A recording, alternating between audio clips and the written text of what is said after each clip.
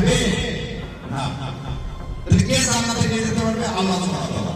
আর আপনি যে অ্যাটলিস্ট কবরে যা বলতে পারবেন, আল্লাহ তোর দিন কায়েমের জন্য আমি কি করছি? দাড়ি পাল্লা তুলে। আর তো কেউ আমার সাথে ছিল না। আপনার সামনে যতগুলো ক্যান্ডিডেট নৌকায় আছে, অন্য কেউ যদি দিন কায়েমের কথা বলে থাকে আপনি তাকে ভোট দেন, কোনো সমস্যা নেই। কিন্তু যে দিন কায়েম করতে যাবে না তাকে যদি ভোট দেন, তাহলে আপনি আমাদের খেয়ানত করলেন। ওই যেমন রাস্তা করেনি আমাদের খেয়ানত করতে, আপনিও এরকম হয়ে যাবে। আপনি কিছু হতে চান? ইনশাআল্লাহ আল্লাহ আমাদের সবাইকে তৌফিক দান করুন। জয় পরাজয়ের মালিক আল্লাহ, জয় পরাজয়ের মালিক আল্লাহ। আল্লাহ আমাদেরকে সেই ভার দেয় না যে ভার আমরা বহন করতে পারি না।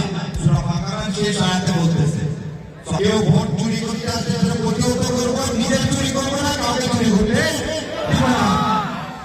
কোনো সাদাবাদে এইখানে আর কোনো বাংলাদেশে ঠাঁই থাকবে না। আবার একটা জিনিস বলি, গত 15 বছর সায়েম সাহেব কি পাড়ায় একটা মহিলা দিয়ে কি কোথাও পালায় গেছিল? কিন্তু যে আজকে বলতেছে যে আমরা গুরুত্ব, সে কিন্তু 17 বছরে দেশে ছিল না। শুনেন, ভালো বাবা মার সন্তানটা সবসময় ভালো হবে কোনো মানে নেই।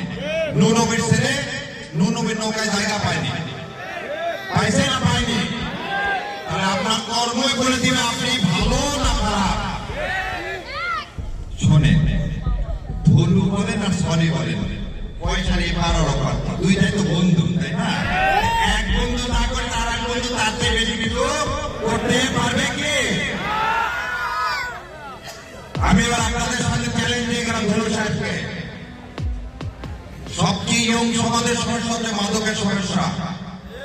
তার বাড়ি পাননগা, পরিতোষ কিভাবে এখনো খারাপ ব্যবসা করে।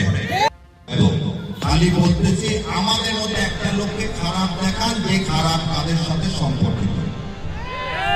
আমরা কোনো মদের ব্যবসায়ীকে সেটা দিইনি, আমরা কোনো টেন্ডারবাদী করিনি, মামলাবাদী করিনি।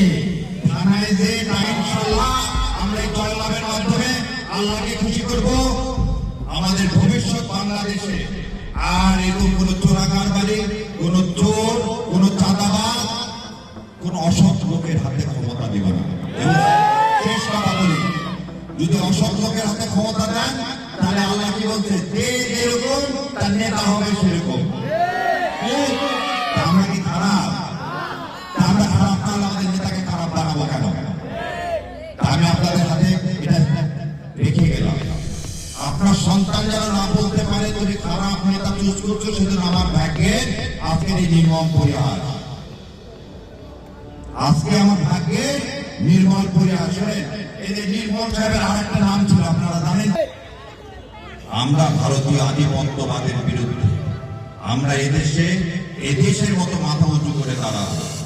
আমার ক্রিকেট খেলার জন্য আমি মুসলমান বলে ইন্ডিয়াতে খেলতে পারবো না, আর সেই মুসলমান তারা এই বিষয়ে কথা বলবে না, তাদের ভোট দেবে, এর নাফরমানি কিছু হতে পারে না।